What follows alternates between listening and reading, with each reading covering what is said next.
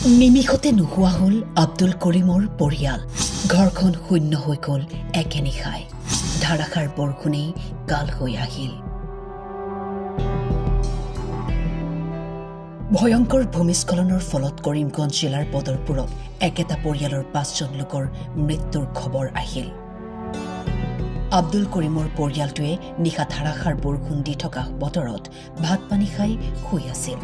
সেই সময়ত পাহাৰৰ মাটি খহি আহি আব্দুল কৰিমৰ ঘৰৰ ওপৰত পৰে। ভূমিস্খলনৰ ফলত লগে লগে মৃত্যু হয় গোটেই পৰিয়ালটোৰ। এই হৃদয় বিদাৰক ঘটনাই শোকস্তব্ধ কৰিছে অঞ্চলবাসীক। নেৰা বৰষুণৰ ফলত বদৰপুৰ অঞ্চলৰ প্ৰত্যন্ত অঞ্চল আমাৰ গাইনাচলা বেণ্ডাৰগুলত এটা মৰ্মান্তিক দুৰ্ঘটনা ঘটিছে। ইয়াতে লেণ্ডশ্লাইড হৈছে। ৰাতি 12টা বজাত মানুহ এই পৰিয়ালৰ মানুহ টোপনিত আছিল আৰু টোপনিত থকা সময় ওপৰৰ পৰা পাহাৰৰ মাটি খহি পৰি মানুহ 5জনৰ মৃত্যু হৈছে বুলি আমি খবৰ পাইছোঁ।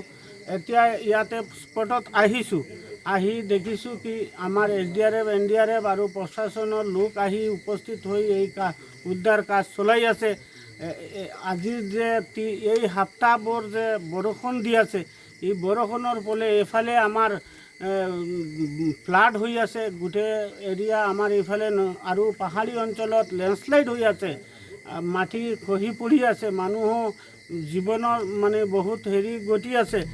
আনহাতে কৰিমগঞ্জত ছেটেলমেণ্ট ৰোড এলেকাত ঘটে আন এক কৰুণ ঘটনা।